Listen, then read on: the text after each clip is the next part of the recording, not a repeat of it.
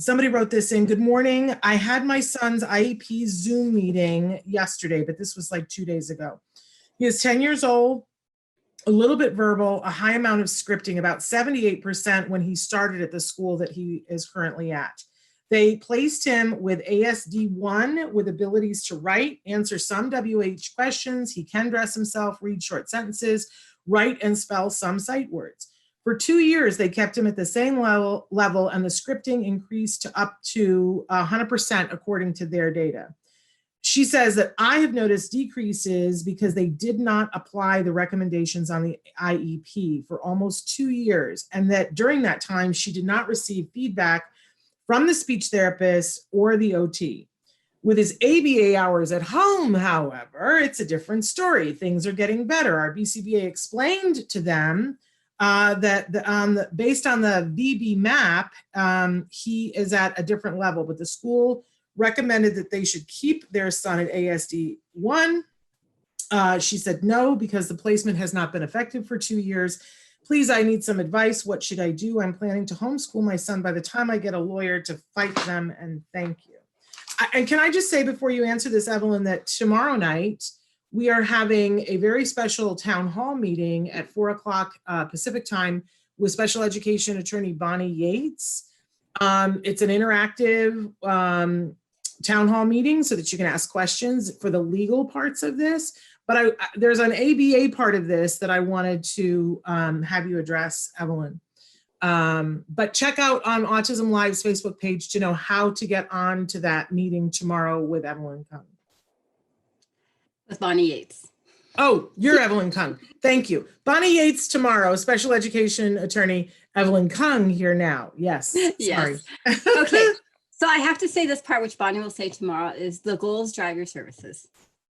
So if for 2 years your goals have stayed the same and your child has not made progress, there's definitely something wrong. And especially if now they say that his skills are going backwards, there is really something wrong.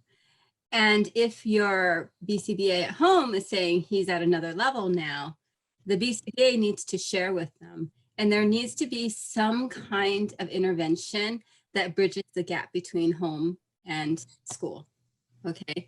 And the best way to do that would be to have your BCBA start consulting with your district or with the school, the environment, to start bringing over some of those goals, some of the things that he's learned at home need to be generalized to the school setting, need to be generalized to the teacher and to peers and everybody around, in his environment. So it's important that those goals, that there be some kind of working together where you become a team and be able to have the goal. The BCBA knows what works for him already at home. So now it's time to generalize. So it's time for her to share that.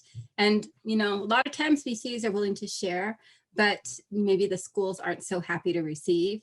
And sometimes the BCBAs can be very rigid too, and don't want to compromise. So you have that issue too. So you want to collaborate. It's your son's progress. It's great that he's been making changes at home because it shows you the potential is there and he's making those changes. One of the things that I always tell people about stereotypy or scripting or any type of self-stimulatory behavior is that there are studies there that show that the more stereotypy there is, the less functional skills there are. And the higher the functional skills move, the lower the stereotypy goes, because they only have so much time in their day. So it's gonna go one way or the other. And it's usually a balance. When stereotypy is very high, functional behavior goes down. When functional behavior goes up, stereotypy goes down. And you see that movement all the time in learning. So if his stereotypy is actually increasing and his scripting is 100%, it's not a good thing. That means that at school, he's probably not forced to use any of the skills he knows how to use. Okay. So, there's a lot of, whether it's the one-on-one that's ABA trained and can bridge the gap for consistency and generalization, or whether it's training somebody at the school to understand what his baseline skills are and how to increase them, that's going to be something. But one of the things I have to say to you is kids who script and kids who can learn a lot of the skills that you mentioned have a lot of potential. So there's a big chance that if you really push this into the school setting and that generalization, he probably will be able to do a whole lot more than he's doing now. So you really want that because he's young enough where he's going to make a lot of change. And you need him to make those changes young, because it takes a while for them to take. It takes a while. They might master a skill, but doing it every day at a fluent level is a whole different skill. So you want to do this as fast as you can. And maybe school right now isn't the place for him, but if you're going to homeschool, what it shows you is that he needs a generalized environment to generalize his skills in. Because for whatever reason, he is not generalizing those skills that he's learning at home and making progress into that setting. So if you do homeschool, you need to find another social setting to bridge those skills, because right now he's not bridging them. And that is a concern for me, as like, if I'm listening to everything that you're saying, it's great that he has potential, which I want to push even more. When I see kids have this kind of potential, I'm all about parents need to know that they have the potential. And they need to know at a level where they're going to be really willing to push it. And I know that in smaller school settings or smaller towns, it's hard when you know everybody, and it's harder to like push the agenda at the school if the principal lives next door to you, and things like that. But those are things to contend with, because your kid needs to learn it now, and there needs to be a generalization component. And, it very much shows you that if he's not bringing those skills over to the school, if you homeschool, you have to have another social environment for him to generalize to, because it's not working right now with it just at home. He's learning a lot, which is great, but it's not moving to any other environment. And in the long run, we need him to be functional across all environments with whoever is there. And that's the big goal. So, I would really encourage you, ABA wise, like, there's lots of opportunities, whether it's getting, your home therapist to be an aide at school for part of the time or all the time, whatever the BCBA recommends, or if it's training, having your BCBA train an aide, a paraprofessional at school, be able to implement, the behavior intervention plans and the skills, or whether it's just like providing consultation, that might help. There's a lot of different things get be done, but you need to collaborate with the school setting so that they can get things done. And, IEPs are, this is IEP season. Normally we would have done a lot of them by now. And actually I've done a few already via Zoom, and they are a little bit different when they're on Zoom, because not everybody gets to talk, and you can see it's not as interactive as it would be if you were there in person. But for the most part, you can meet with them monthly and get check-ins. You have the right as a parent. You can say like, hey, like, I think, I can't remember what it is, but I know Bonnie will know, but you can call an IEP every 30 days if you want. Yeah.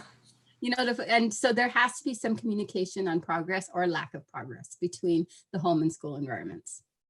In fact, they have a legal obligation to give you, I think it's 4 a year updates. And the fact, if you can prove that they have not given you any updates, it's like playing poker, this legal game that, and I don't mean to make light of it, because the end of the game, it's your child's education, right? But there are all these legal chess moves that have to be made. So it's like poker. And the fact that they did not give you updates, if you can prove that, that's an ace in your hand.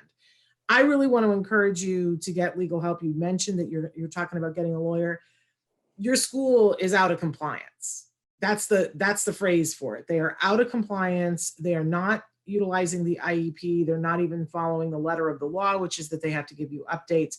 I wanted you to hear all the ABA parts of it, but I think, it's very hard to say on this much information, but it seems clear your school is out of compliance. So a lawyer is going to help you to maximize what you get out of that, which often is that you get the right program.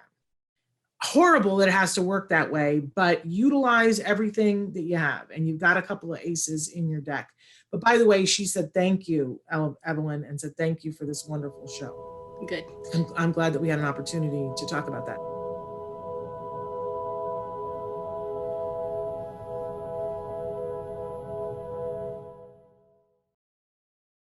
Hey, thanks for watching Autism Live. To subscribe, click here.